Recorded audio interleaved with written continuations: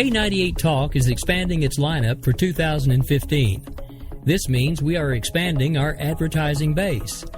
Whether you're a startup trying to push through to the next level, or an established business trying to supplement your advertising budget, web-based advertising is a solid investment.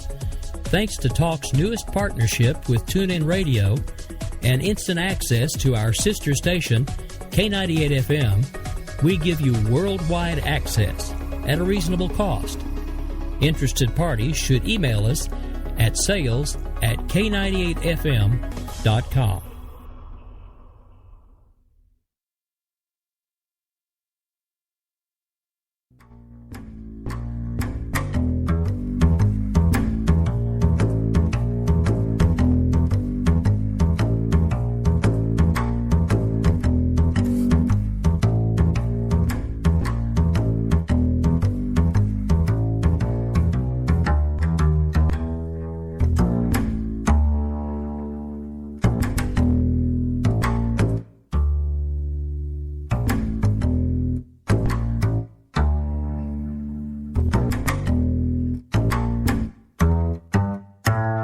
Six out of 10 Republicans recommend FTR Radio to everyone they know.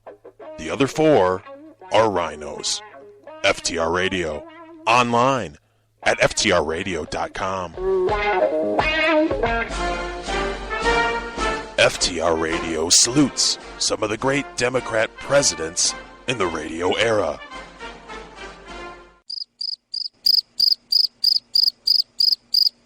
FTR Radio.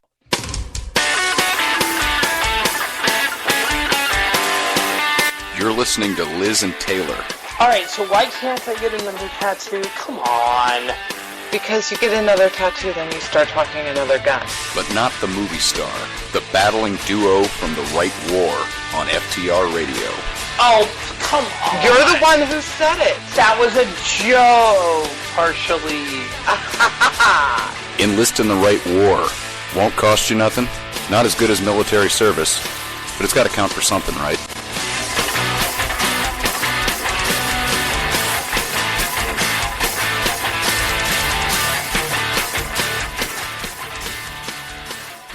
Good evening, folks. You're listening to FTR Radio. This is The Right War. I'm Liz Harrison, and Taylor's here.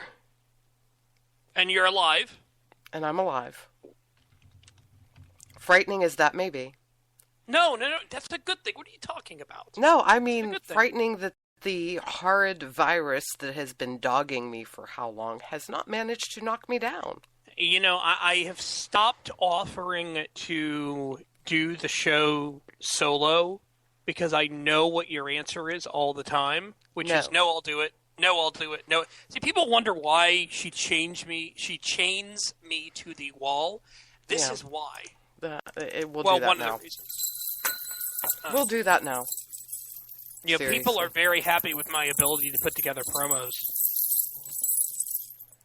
That's good. Well, they are. I mean, Jason Dibbler in the chat room just said, loved, in all caps, the promo. Duke told me how much he loved it. He said he couldn't describe how much he loved it. Well, hey, if everybody loves it so much, you know what? I think I gotta play it.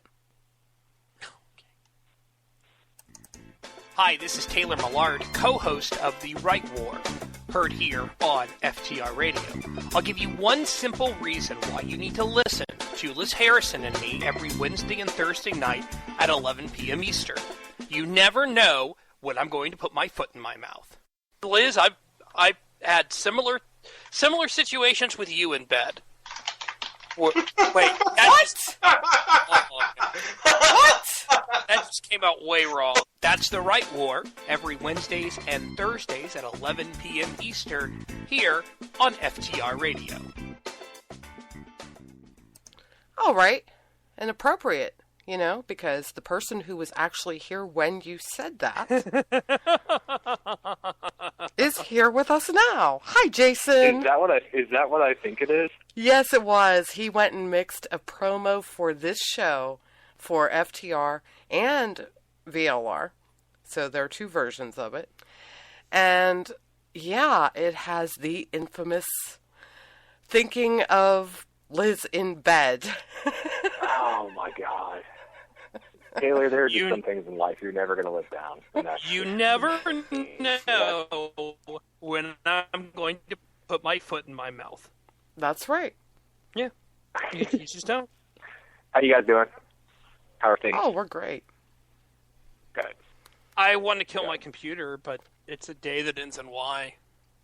Yeah.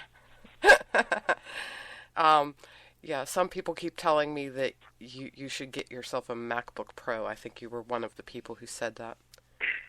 You would love it, man. You really would. Okay, see, if Jason is the same age as me, and he likes his MacBook Pro, so why can't I have one? Hey, I didn't say you couldn't have one. Nobody's not saying you can't have one. It's just you have to actually buy No, one. because I remember a telephone conversation with somebody who basically said, you're going to be off the air for like 2 weeks while you try to figure out that damn notebook. Well, yeah, there would be that. No, there would not be that. Stop that. Okay. Just saying. See, I've gone completely Mac now. I have a Mac. I use a Mac Mini as my desktop. It's not like the fastest computer in the world. I've got a memory upgrade on it though. With 16 gigabytes, the thing flies now. But still not the fastest, but it still flies. If that makes any sense whatsoever. Okay. I have my MacBook Pro. I think it has 8 gigabytes, and that thing's like phenomenal. But yeah, like then I obviously have iPhones and iPads and stuff. So, but yeah, everything I have is Mac now, and I will never go back. Now, Ever. see, I'm the weird one. I've been like drooling over various gaming PC laptops, Really? which are arguably a little bit less than the MacBook. Well, But you don't strike me as a gamer. I'm not. But there's one thing about Okay. the gaming systems that people don't realize. Why would somebody who is deep in dealing with audio, video, etc., want a gaming laptop? I don't know. Maybe it would be I don't- because they're made to do a lot of audio and video. So, yeah. No, that makes sense. I mean, I guess I don't know what programs you use to do the show, but I mean, anytime I record a podcast, I just use GarageBand. Like, that's it. We Well, don't do it live, so yeah, if I went to the Mac, I would have to join Alan in using Nicecast. And that would mean I would probably have to pay for it. At this point, I use Radio Boss, and we advertise for them. Plus, we have other stuff going on in the background, too, which I have to get on very soon. But, yeah. So, now if I could go and end up cutting a deal with Nicecast, which isn't likely because I think they already have more than enough support in that respect. They don't really have competition. yeah. Yeah, so that's not useful. Where Radio Boss does have competition, it's called Samcast, and I'm still sold on the Radio Boss because every time I've looked at anything to do with Samcast, I want to rip my hair out, and I notice that I have a few more grays. So, wow, I'm being bluntly honest now. But then again, I'm old school. I am so old school, it's ridiculous. So Radio Boss is like bare bones looking. It's not pretty. It doesn't have like pretty Alienware type, graphic interface or anything to make it look nice. It's just straightforward. Yeah. There it is. Puts me in the mind of old school File Manager, except it's rounded instead of squared off. Yeah. One of these days, I'm gonna have to see like the setup you use to do this, because I remember back in the day, like people who had nice like setups to do podcasting and live casting had like mixing, like they had like a small like 4-channel mixer and these nice microphones and stuff like that. I wonder how it's done these days, because I stopped paying attention to how they did it about 5 years ago. So I imagine things have gotten much better and much more compact since in the early days of podcasting. Well, I don't have a board, but that wasn't for lack of trying. My computer doesn't like them. That's the only way I could put it. My computer Okay. hates boards, so I use virtual audio. So Okay. that's all running right across my nice big screen. But I've got the nice big Yeti mic, and it's on a nice big, well, not real big. Now it's on a mic stand, a real one, as opposed to the one that came with it. Like, you don't have like one of those boom mic stands, do you? The ones that like they have in like fancy radio studios. Yeah, I and do. stuff? Yeah, Yeah. I do. You do? We I'm so we jealous. both do, actually. Yeah. Oh, I'm so jealous. I'm so jealous. Yeah, I have a picture of it somewhere. I think it's on Facebook or something. But, Alright. yeah, in fact, I know I posted on Facebook, but yeah, it's pretty cool. And it's amusing because the bass was nowhere near heavy enough to hold the mic and, more importantly, the shock mount that holds the mic. Yeah. So on the day that this all arrived, because everything arrived in pieces, once everything got here and I realized, oh shoot, my mic's just going to fall right down, I had my daughter stop at Dick's on her way home from school at the community college, and I said, honey, I need you to pick up 2 10-pound weights. Hey, it worked, and as long as it works, I don't have that problem. Yeah. Well, Dustin was laughing. Dustin Hoyt, he's on VLR the hour before us, and he was laughing because he's a power lifter, so he found it amusing. The only way that weights were going to end up in my house To hold down your microphone. to hold down my microphone. Definitely not for, physical fitness. Terrible. Well, that's Taylor, not I true. saw that you saw American Sniper. Yes. What do you think? No spoilers. I mean, come on. I mean, Well, no, we all knew really? the story. No. Yeah, we know. Yeah. I cried at the end. Ouch. No, I'm being honest. Okay. It was No, a I'm being touching honest. ending. I had no problem. I have no problem admitting that I cry at the end. I don't do war movies very well, not anymore. And I think a part of it is, as I've gotten older, I realized that, what's the best way to put it? As I get older, I wish even more that I had been able to go into the military and had been able to serve in the military or be a police officer. That, we've discussed this before, how much I've wanted to do that. And so seeing war movies makes it tough on me. Like, I won't be able to watch American Sniper again. I just won't. The only thing that, I mean, in terms of, I mean, it was a touching ending, but the only thing in terms of war movies I have a problem with is when they play the trumpet at the end, like the military funeral. Because, I mean, my father was given full military honors when he passed. He had a 21-gun salute. He had the horn playing at the end, or the trumpet playing at the end.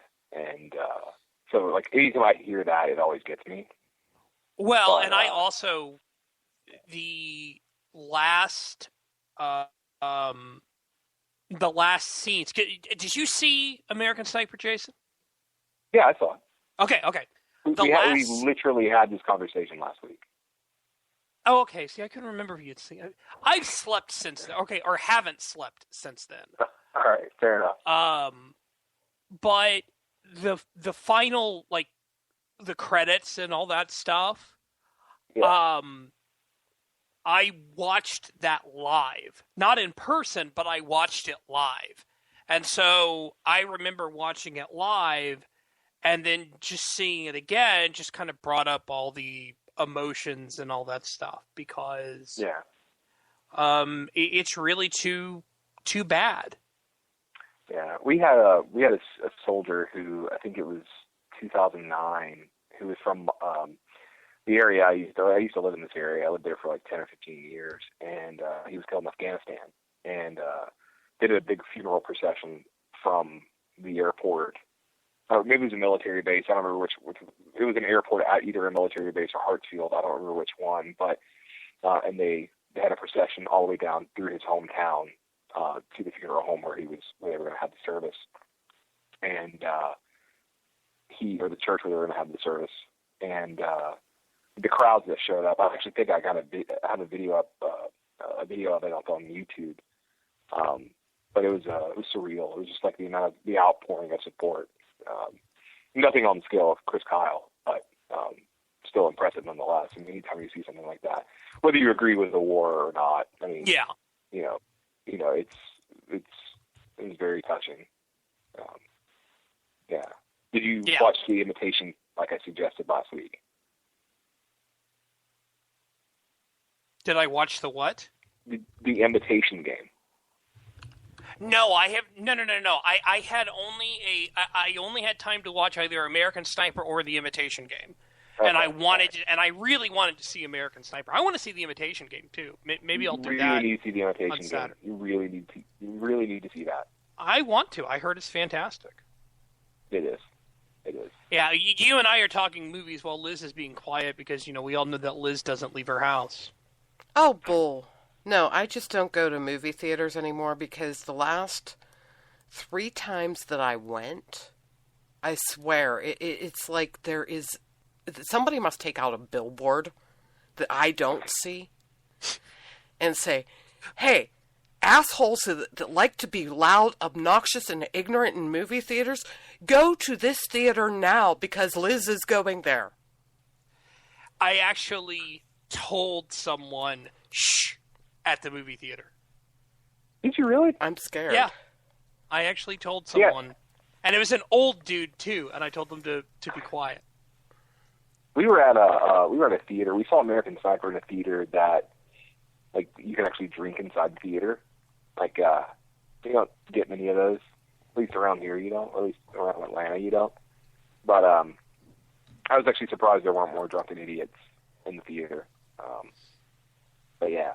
Oh, and Liz, I was thinking about something.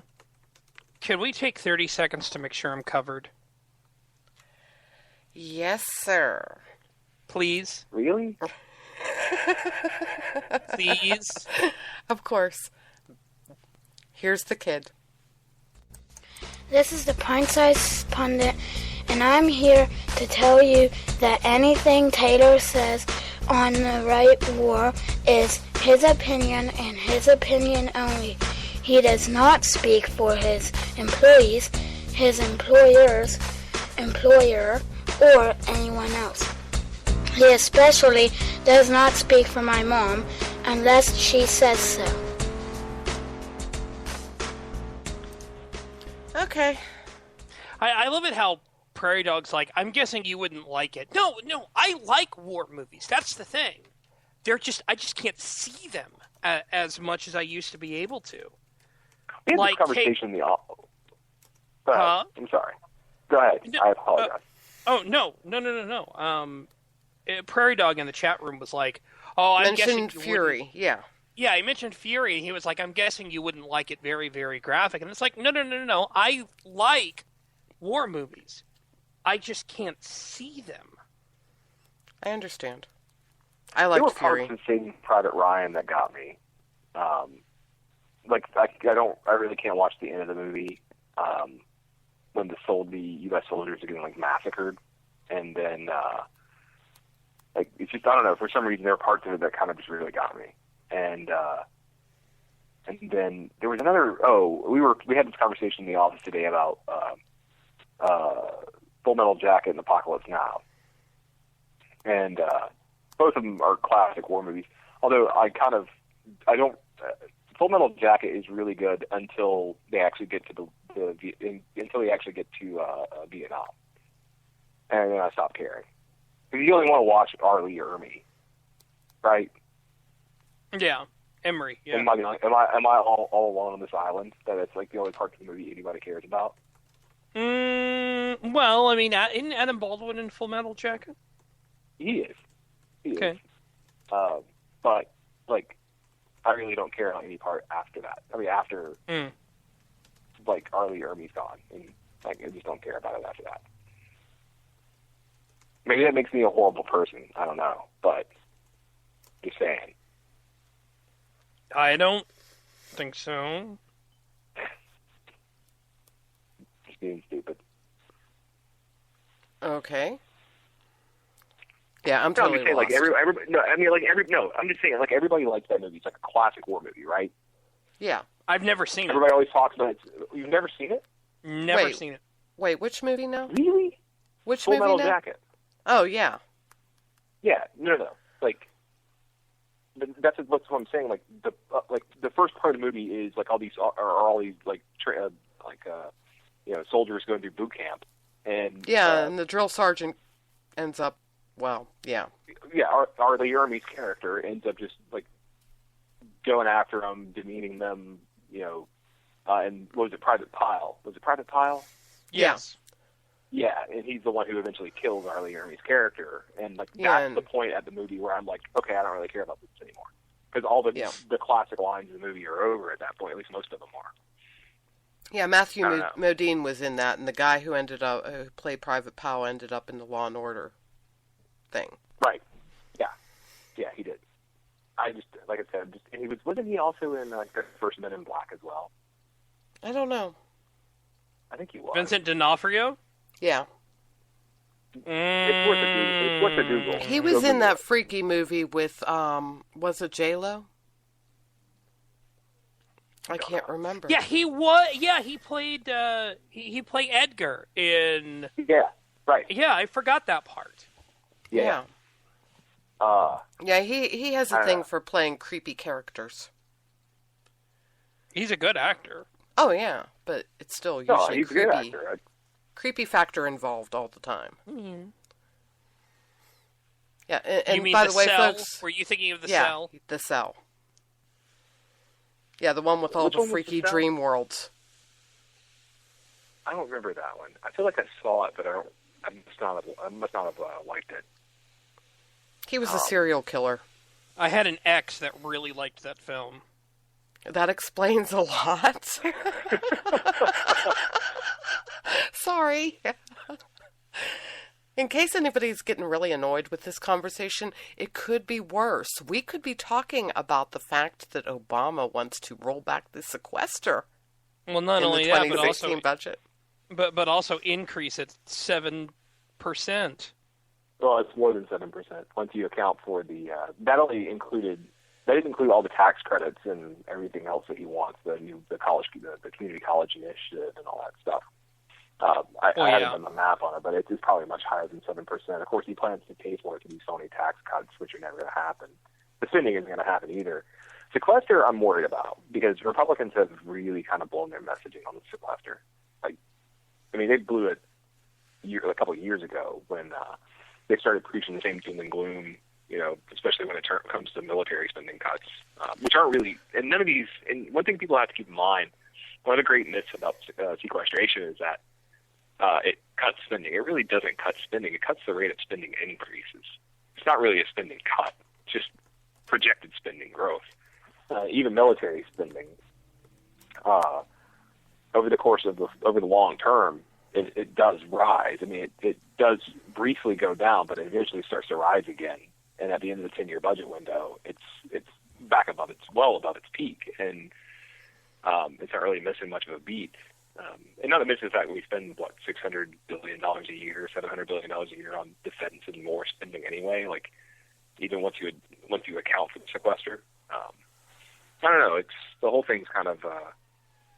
He seems to believe that just because deficits are falling, and they are at their lowest peak since he took office, but this is only like a temporary thing. Deficits begin rising again in the next few years. I think by 2017 or 2016 they start peaking, going back up gradually, and then by 2024, 2025 they're back over $1 trillion again and consuming 4% of gross domestic product, which is the size of our economy. It's 4% of our economy they're going to be consuming. So, like, Republicans, I'm just really concerned because they're talking about rolling back sequester. You guys may remember a couple of weeks ago I mentioned that some Republicans want to raise taxes to avoid the sequester. It's not a widespread feeling, but something that was floated. The gas tax discussion. Yeah. So, I mean, this wasn't the gas tax. The gas tax, there were 3 tax hikes that Republicans had floated in the opening days of Congress. One of them was the gas tax. Another one was the internet sales tax. And then Max Thornberry, who I believe chairs House Armed Services, I think, he floated a tax hike to pay for sequester cuts, or to avoid sequester cuts dedicated solely to defense. And that's what I'm worried about with Republicans, and them just like surrendering more ground to the sequester, which really, when it comes down to it, are the only one of the few limited government victories they've had since they won the House in 2011, or took control of it in 2011. So, well, this also brings up the question, doesn't it, whether Republicans are actually what they say they are? Well, I mean, that's the... What? That's Republicans are what they say they are? What did they say they are? It's the $18 trillion question, right? I mean, they purport to be for limited government. That's what they say on the campaign trail. You should elect them because Democrats are terrible people who want to spend more of your money, raise taxes, and grow the national debt. No, because Republicans will be no better. Because basically... Exactly. It's just a difference of how to spend the money. Well, running with a slogan that says "votes for us, we're less crappy than the Democrats" doesn't really go well with voters. Exactly, so they lie to get their votes. Right.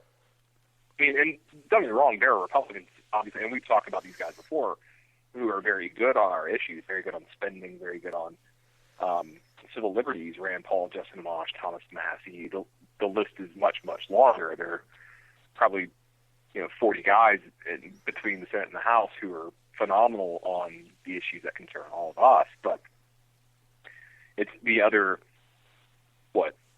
490 members you have to worry about, who are terrible on everything, and Republican and Democrat alike. And let's face it, I mean, and when it comes down to it, a lot of these guys, there just really is not much of a difference anymore.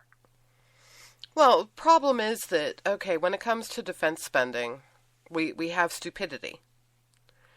The Republicans want to go and protect spending that is absolutely useless, like spending on weapons that we don't use, spending on development that isn't going anywhere, spending on companies that don't deliver product on time or at all. But yet, whenever cuts come down the line, the first thing that gets cut isn't any of that nonsense. No, they go after the soldiers. Well, we talked about this last week as well. It was the F-35 fighter jet, which has cost close to $1 trillion and doesn't work. $1 trillion over the course of several years, but doesn't work.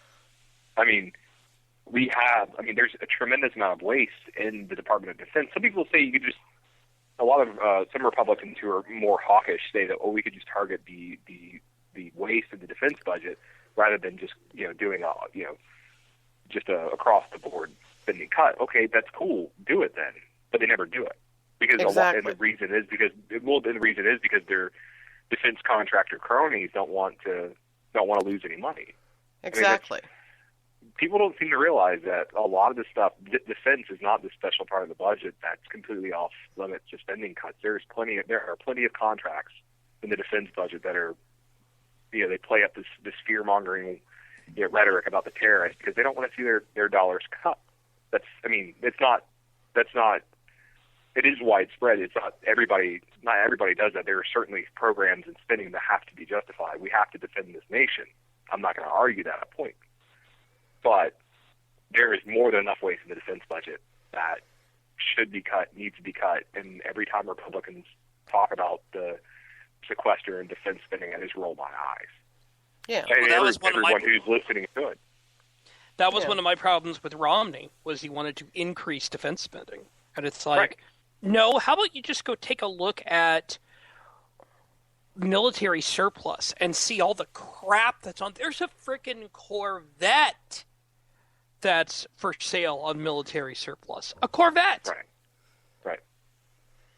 Now, there's that, but there's also the issue where you have people who have no bloody clue about the concept of government jobs. Like, they don't understand the concept that these jobs are not really jobs. As in, when people lose those jobs, yeah, it does increase unemployment. But if those people are on unemployment as opposed to being employed by the government, and even if they went on welfare or some other government assistance for the rest of their lives, it'd still be cheaper than they are keeping them on the government payroll. And they get really upset when I say silly things like end government pensions.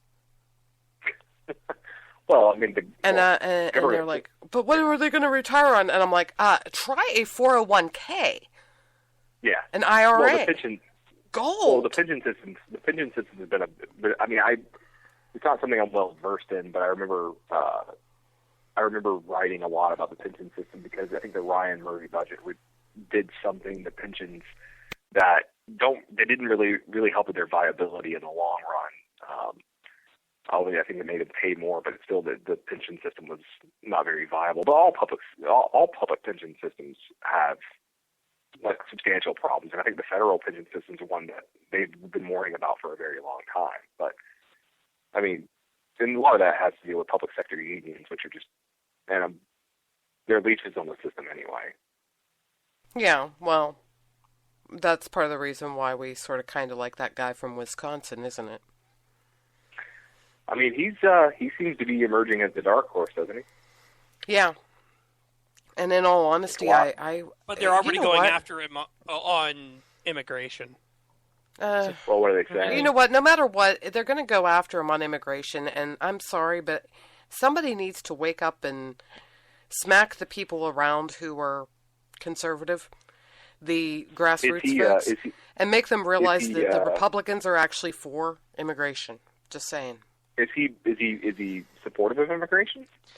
He said that he favors or at least it's alleged that he says that he favors a pathway to citizenship.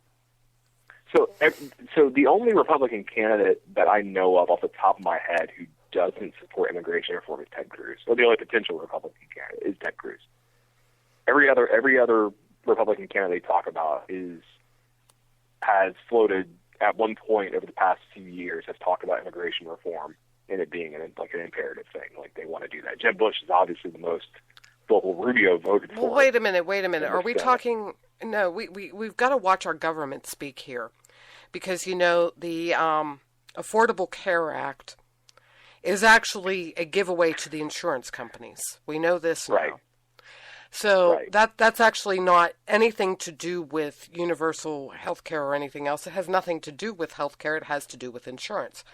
And then we have immigration reform that has nothing to do with reforming our legal immigration system, but has everything to do with what we're going to do with the illegals that we already have here and the illegals that are going to end up coming here because we're not going to do anything about the border. Well, I mean, so which is it? Is it actual immigration reform where they actually try to fix legal immigration, or are they talking about another amnesty thing? That's the problem. That's a question that nobody wants to answer, because when you start getting on the topic of pathway to citizenship, a lot of conservative ears turn off. They don't listen anymore. But it's funny, real fast, I wanted to mention this tonight. I'm glad Liz, you brought up Obamacare for a moment.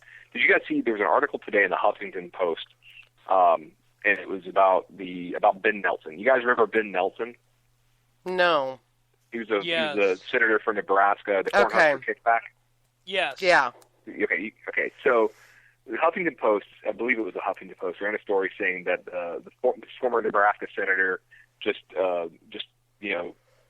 set back the case against Obamacare, the subsidies for Obamacare. He said at no point there was never any legislative intent to deny the subsidies to consumers who purchase health insurance coverage through the federal exchange.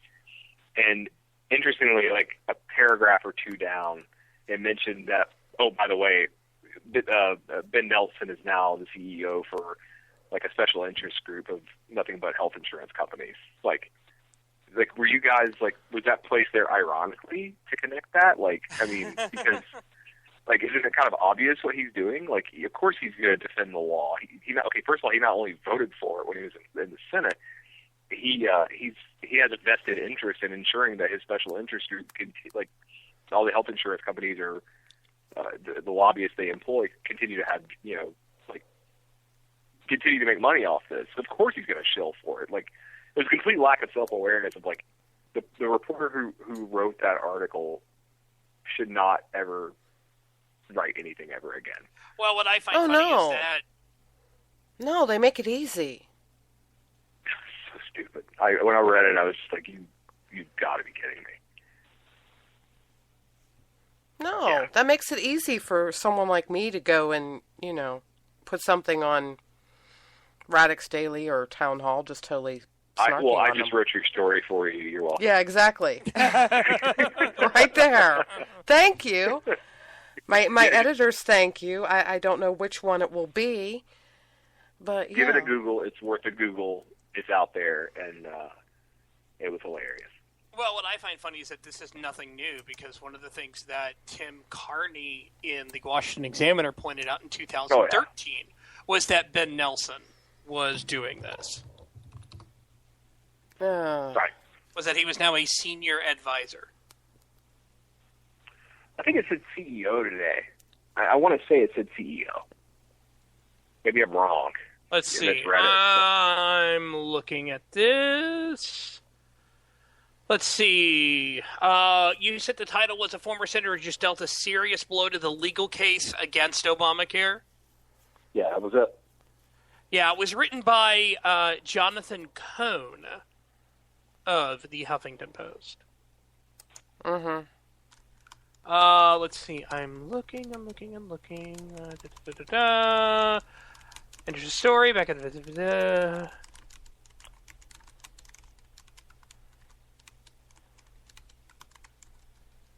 Yeah, I am kind of amused.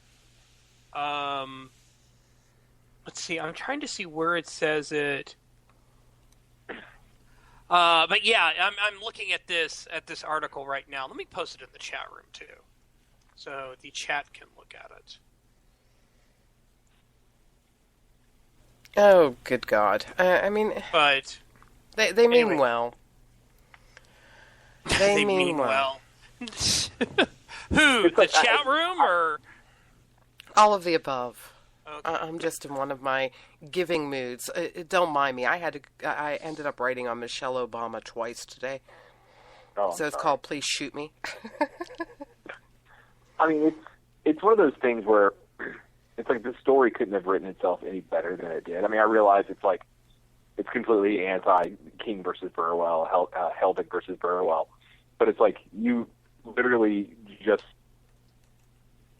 you realize what you've done type thing. Like, of course he's going to say this. I don't know. One of those profiles in our awesome media coverage of politics in Washington.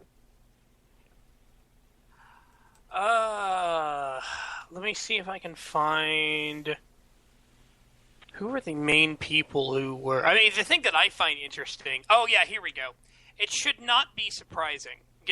Slipping back to Scott Walker.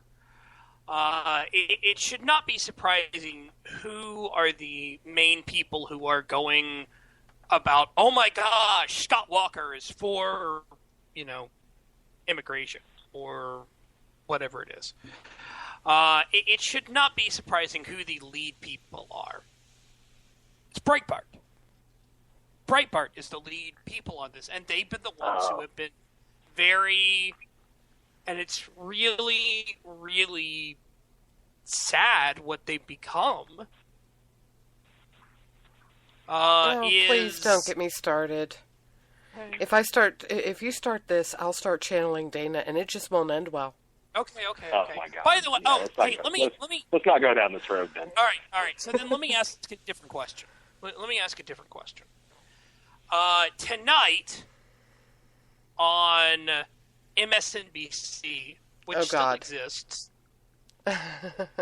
Rachel Maddow suggested I stopped listening to you. You said Rachel Maddow. No. Hang on. Still listening. Okay. Wacky lesbian mentioned. Would you still listen to me? Rachel Maddow suggested that if Hillary Clinton were not to run for president, Claire McCaskill should. Oh, good God. First time I've heard her name mentioned. Oh my goodness. Well, she's trying. That's like a Christmas present. Really? She's trying to become a player. McCaskill or Maddow? Yeah, McCaskill is. McCaskill. No, McCaskill, no. No. Oh my goodness. That would be like a huge Christmas present. I figured so much better than Pocahontas. Oh, so much better than Pocahontas. The only way it could be better would be if she said that Al Sharpton should run. Oh, I thought you were going to say she of the pink sneakers. Oh, good God, no. She would be knocked down so fast she wouldn't even make it through the first round of Democrat debates. No, she wouldn't even make it past their own. They'd eat her alive. But, yeah. She brings in a lot of money for them, though. Well, how do I put this? We have one of those. And I know a lot of people are going to get really angry with me for making this comparison. But we have one of those. Her name is Sarah Palin. I knew you were going there. See, we share a brain. God. I knew we were going there. I'm not saying that they agree with each other in any way, shape, or form, but really think about it. As far as, like think about all of the people who are playing in the political game as chess pieces on a board. Now, who do you think it would be considered the opposite of Sarah Palin? Somebody who's able to raise a shitload of money, somebody who has a tendency of getting a lot of press coverage for not necessarily great things. Think about the family drunken brawl thing. Yeah. But, yeah, they're almost exactly the same. The only thing is, like they're polar opposites, but they serve the same function for both parties. You know what I mean? Yeah. Yeah. Which is why I said think about what they would be as opposing pieces on the chessboard, because they do the same job for both sides. Did you guys see the speech she gave last week? Who? Sarah? Sarah Palin. Yeah. No. I don't really pay attention. I haven't watched it yet. Yeah, I haven't watched it yet, but apparently it's something memorable, and I should watch it. That's what I was told. Milo Yiannopoulos was like, Sarah, what happened to you? Well, I heard Hannity even not went after her, but was like, did you actually listen to what you were saying? This is the way I look at it.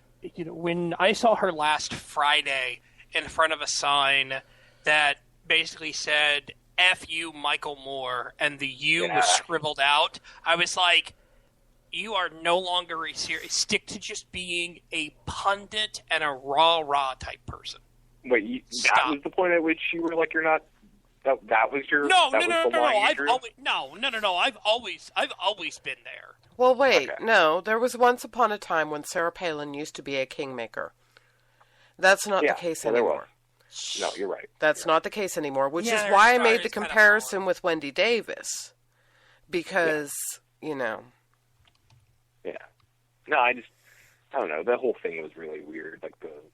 According to Prairie Dog in the chat room, her teleprompter went down. Well, she should have gone with crib notes. She should have. It's okay to write stuff on your hand. I don't care. Wait, I thought she said that. I thought she said that her teleprompter had gone down before, but she didn't indicate that she was even on a teleprompter at that in Iowa. Whatever. Maybe I misread that. Yeah, I don't care. Matter, but... No, it doesn't matter. This is filed under go raise money if you can and just stop. Don't do the public appearances anymore except to raise money. That's all. Donald Trump 2016. Oh, good God. What? Yeah, I found that amusing. Really. Donald Trump Mr. I'm never really going to run, even though I'm going to say every time that I will. Mr. Actually said something intelligent. I was say? scared. He explained very clearly why Jeb Bush and Mitt Romney should not run. I thought you meant outside of that, but yeah, no, that was you had a point there. Yeah, well, he says a lot of really intelligent things. It's just that it's usually limited to the realm of, well, his television show. Yeah, I think the one thing about him, because, in 2012, or it was the end of 2011, 2012, when he was talking about running, like, he actually got, like, a lot of support. Like, the poll showed him with, double-digit leads over the other contenders, and I'm like, how can anyone take this guy seriously? Like, first of all, he's an attention whore. He's doing this to get more attention to his TV shows and whatever else he does. And, like, once you even put that behind you, like, he's bad on everything. Like, if you can do a Google search and see the positions he's taken over the years, that he supports socialized medicine. He's like a notorious property rights abuser. He supports higher taxes. The guy is literally awful on, like, any issue that could be concerning to a libertarian or a conservative. Like, there is nobody who's worse. Like, he's bad on trade. He's bad on everything. And it, like, pained me that he was able to get, like, as much support as he did, even though he didn't run and everybody knew he wasn't going to run. It just bothered me that he got as much support as he did. You know what I want to see? What? I want to see a Republican candidate run on a Camelot campaign. A Camelot campaign? Yeah, a Camelot campaign. What does that mean? JFK. Lower taxes on businesses. Ask not what your country can do for you, ask what you can do for your country. Please explain to me exactly how, because I really do want to understand, because we have brought this up before in bits and pieces as conservatives and libertarians, that the platform of the Kennedy, JFK, campaign and presidency is so chock full of current conservative, theoretically, values and libertarian values. It's ridiculous.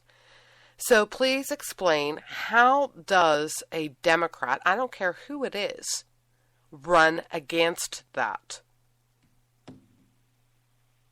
I'm waiting for it, because I've gotten crickets, and I've actually asked a couple strategists, and they looked at me, and then they, instead of answering me, they started laughing and saying that I needed more to drink.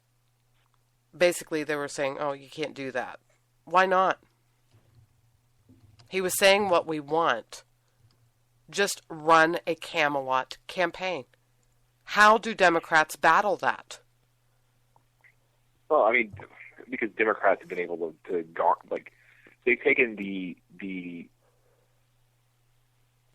make everything against rich people, and like Americans don't understand that the higher taxes on the rich, higher taxes on corporations, I don't have a good answer for you. I'm sorry. Can I laugh at something really? No, quickly? I'm not even saying about taxing the rich, etc. And all well, no, that. I mean, because Kennedy had it down. On corporations. I know he did. You talk about lowering taxes on corporations. Most businesses in the United States don't file their taxes under the corporate income tax code. They file it under the personal income tax code. So anytime you raise taxes on anyone making over $400,000 a year, you're hitting small business. You're hitting the job creators in our economy. Exactly. But see, Democrats have dumbed it down so much where it's all focused on the rich. It's all focused on big business being a problem, and big business, and in many ways, are cronies. They leech on the system. They get handouts, subsidies, and like legitimate things to complain about. But the answer isn't to tax them more. The answer is just to eliminate the welfare. But that doesn't play well. I mean, it does. They say it, but they don't ever do it. Same way as Republicans. Well, here you go. here you go. When the Democrats go and say, let's increase taxes on the rich people, the evil rich people, Republicans turn around and say, okay, fine. But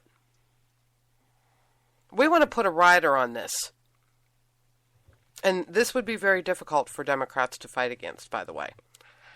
We want to, we've all heard of the earned income tax credit, for having kids, etc. How about a job creation income tax break?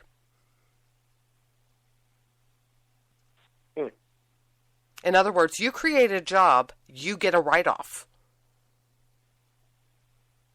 You see where I'm going there? Yeah, I see where you're going with that. You would arguably come damn close, if not completely, negate all of the evil tax increases that the Democrats want to do. If you did the numbers right, you'd have to sit there and really crunch them and come up with a good way to figure it out so that they don't get screwed. But every time somebody creates a job, they get a tax cut. How do the Democrats fight against that? Well, it's not a tax cut, it's a tax credit. Tax credit, however you want to put it. Yeah. But every time you create a job, you get a tax credit. You get a reduction in your taxes. Whether it's a tax deduction, a rebate, whatever, it doesn't matter the mechanism of it.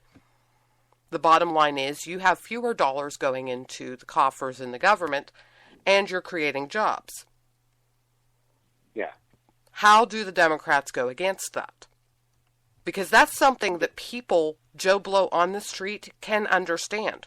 Because that's the argument that they've been using all along. They sit there and say, we give rich people tax breaks. That doesn't mean they're actually going to employ anyone.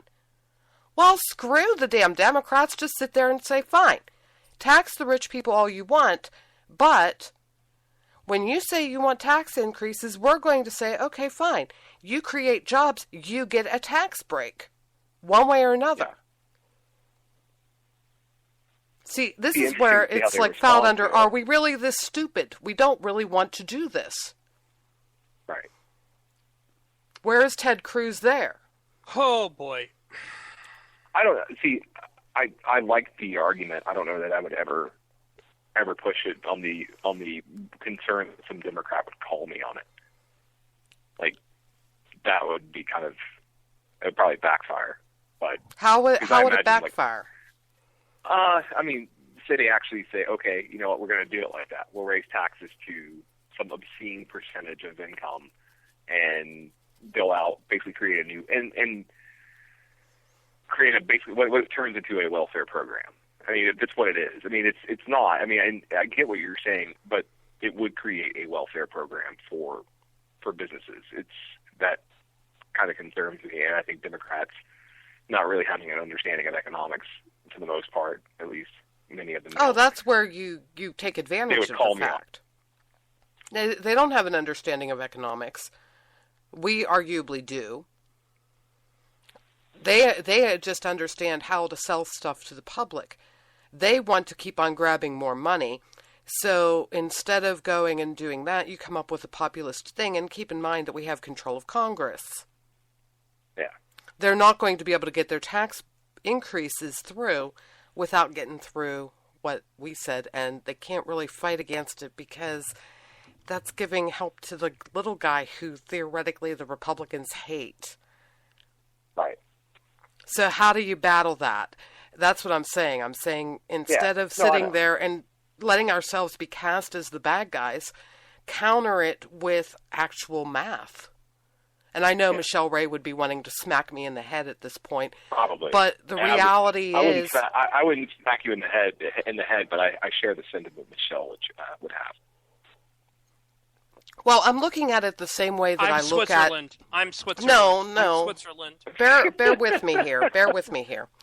I'm looking at it the same way that I deal with general accounting when it comes to, like, my mother and I. Okay? I'll go out shopping. She needs something. I buy it. I pay with my own cash. Right. We keep a general running tab in the back of our minds, each one of us. How much does she owe me? How much I owe her? And it's always going back and forth. Okay? Now, it's a lot. In the end, it turns out to be a lot like Monopoly play money. I mean, there's real money involved, of course. But because you're trading back and forth so much, you know, as long as you end up relatively even, all's well with the world. And that's what I'm saying here. The Democrats want to get their grubby hands on more money. We don't want them to. We want to cut back.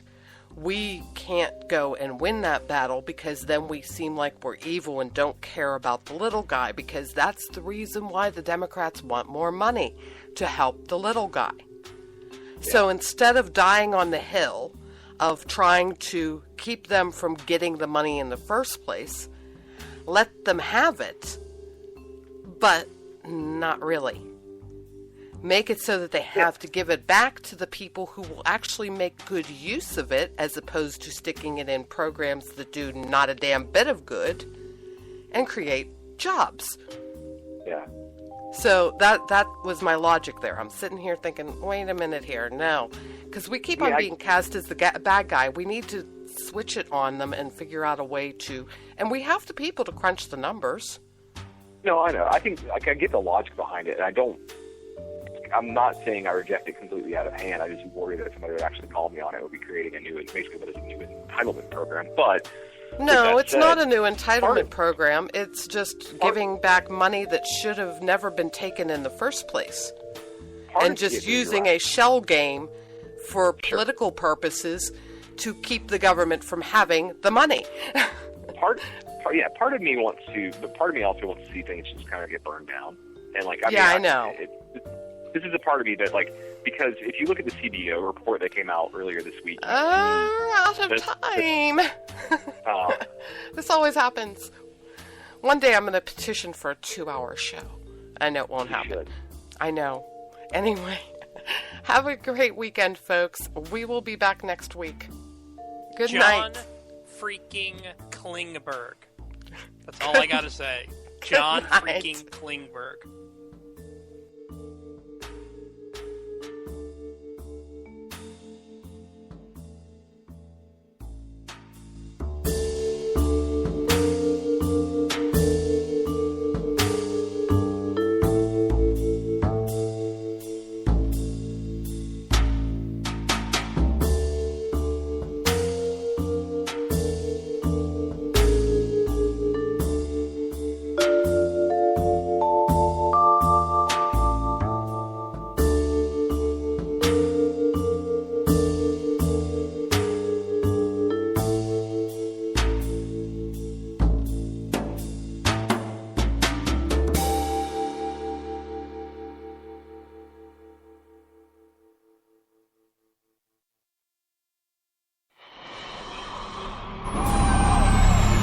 K98 Talk is expanding its lineup for 2015. This means we are expanding our advertising base. Whether you're a startup trying to push through to the next level, or an established business trying to supplement your advertising budget, web-based advertising is a solid investment. Thanks to Talk's newest partnership with TuneIn Radio and instant access to our sister station, K98 FM, we give you worldwide access at a reasonable cost. Interested parties should email us at sales@k98fm.com.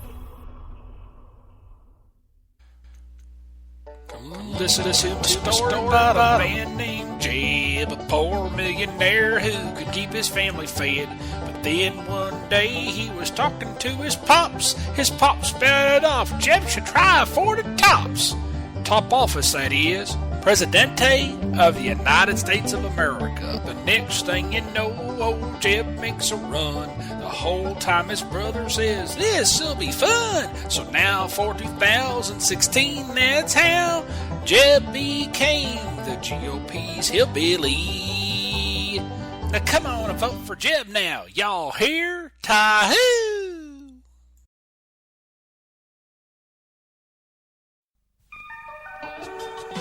The staff of K98 Talk and the Spark Radio Network is proud to announce that our very own Rowdy Rick Robinson has been selected as one of the top conservative talk show hosts in the nation. for his program, America Off the Rail. Again, congratulations to Rowdy Rick Robinson for a job well done and another reason to stay connected to K98 Talk and the Spark Radio Network.